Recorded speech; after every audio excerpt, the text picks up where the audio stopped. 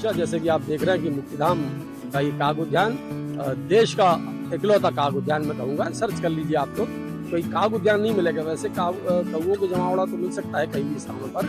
और बहुत खुशी की बात है कि अंतर्राष्ट्रीय रमन मैग्सेसे पुरस्कार से सम्मानित और जलविद देश के डॉक्टर राजन सिंह जी ने विदिशा आकर काग उद्यान का लोकार्पण किया था।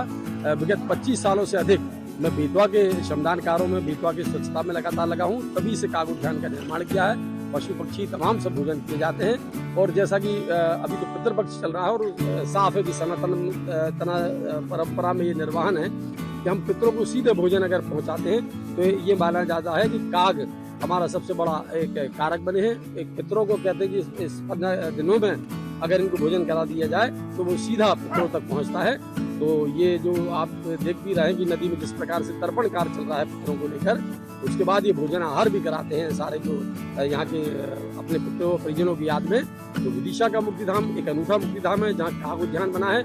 और आप देख भी रहे हैं कि लगातार कागों की संख्या के साथ गौरैया भी है, गिलहरी भी है, पशु पक्षी भी है। और आज तो बंदरों का जमावड़ा भी बड़ी मात्रा में देखने को मिलता है।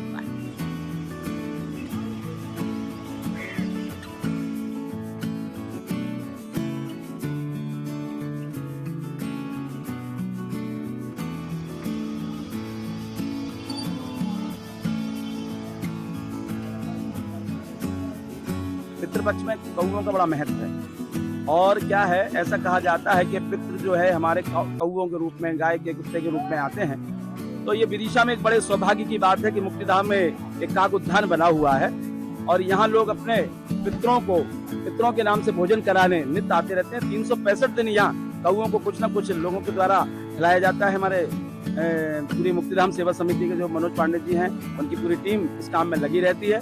और इन 15 दिनों में विशेष रूप से जो लोग अपने पितरों का तर्पण करते हैं, कौओं के नाम से जो भोजन निकालते हैं, क्योंकि ये देखा जा रहा है कि कौओं की बड़ी कमी हो गई है। ऐसे में ये काग उद्यान बड़ा ही महत्वपूर्ण स्थान बन गया है।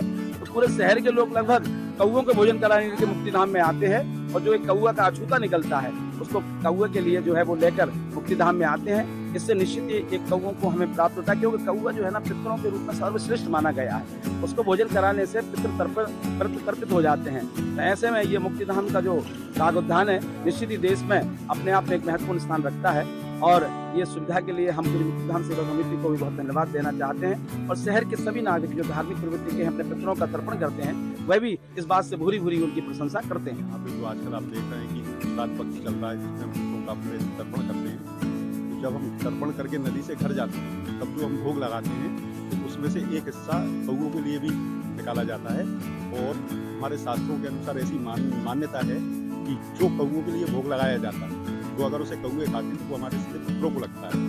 क्योंकि शहर में कौए आजकल कहीं है नहीं है, वो प्रजाति भी लगभग विलुप्त सी हो गई है। लेकिन हमारे विदिशा शहरवासियों की एक बहुत अच्छी पहल है। उन्होंने मुक्तिधाम के यहाँ पे एक काग उद्यान बनाया है जिसमें कम से कम हमें कौए मिलते हैं, तो हम यहाँ पे आके वो भोग रख के जाते हैं।